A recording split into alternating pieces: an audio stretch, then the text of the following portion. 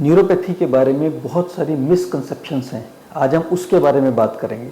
जो उसमें सबसे कॉमन है वो ये है कि न्यूरोपैथी खाली एल्डरली पॉपुलेशन में होती है। ऐसा बिल्कुल नहीं है। न्यूरोपैथी एल्डरली पॉपुलेशन में ज़्यादा रिस्क रहता है, लेकिन ये किसी भी एज पे हो सकती है। खासकर अगर टाइप 1 डायबिटीज़ के बाद न्यूरोपैथी हो रही है तो वो यंग एज में होती है, या कोई इंजरी के बाद न्यूरोपैथी होती है तो वो भी यंग एज पे होती है। तो न्यूरोपैथी किसी भी एज पे हो सकती है। दूसरा मिसकंसेप्शन है कि न्यूरोपैथी में सिम्टम सबके सेम होते हैं। ऐसा नहीं है। न्यूरोपैथी डिपेंड करता है कि वो हमारी मोटर नर्व्स को इन्वॉल्व कर रही है या सेंसरी नर्व्स को इन्वॉल्व कर रही है, तो उसी हिसाब से सिम्टम्स होते हैं। कुछ न्यूरोपैथी में आपके सेंसरी सिम्टम्स आते हैं, जैसे झुंझुनाहट होना, टिंगलिंग, नमनेस, सुन्न होना, बर्निंग होना, पेन होना। और कुछ जो मोटर वीकनेस करती हैं उसमें वीकनेस आती है, हाथ में या पैर में वीकनेस आने लगती है। तो सिम्टम्स सब में अलग अलग होते हैं। तीसरा बड़ा कॉमन है कि न्यूरोपैथी एक बार हो गई तो इट इज़ ऑलवेज परमानेंट। ऐसा नहीं है। कुछ न्यूरोपैथी के रीजंस होते हैं जो रिवर्सिबल होते हैं, खासकर विटामिन डेफिशिएंसीज।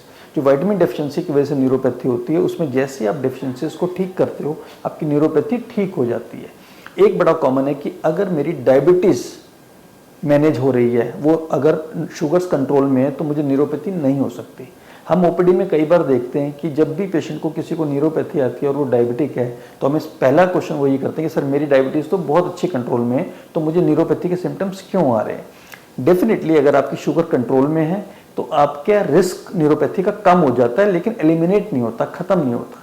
तो अगर आपकी शुगर कंट्रोल में भी है तो भी आपको न्यूरोपैथी के सिम्टम्स आ सकते हैं। And last but not least, ऐसा लगता है कि न्यूरोपैथी का कोई ट्रीटमेंट नहीं है। ऐसा नहीं है। बहुत सारी न्यूरोपैथीज ऐसी हैं जो पूरी तरह से ट्रीटमेंट अवेलेबल है, जो पूरी तरह से कंट्रोलेबल हैं, और कुछ मैनेजेबल हैं और कुछ रिवर्सिबल भी हैं। जैसे मैंने आपको बताया विटामिन डेफिशिएंसी। विटामिन डेफिशिएंसी की वजह से जो भी न्यूरोपैथी होती हैं वो पूरी तरह रिवर्स कर जाती हैं, और डायबिटीज़, न्यूरोपैथी, इस तरह की न्यूरोपैथीज कंट्रोलेबल होती हैं। तो अगर आपको फिर भी कोई इशू है, अगर आपको कोई भी जानकारी लेनी है, तो आपको अपने हेल्थ केयर प्रोफेशनल से कंसल्ट करना चाहिए।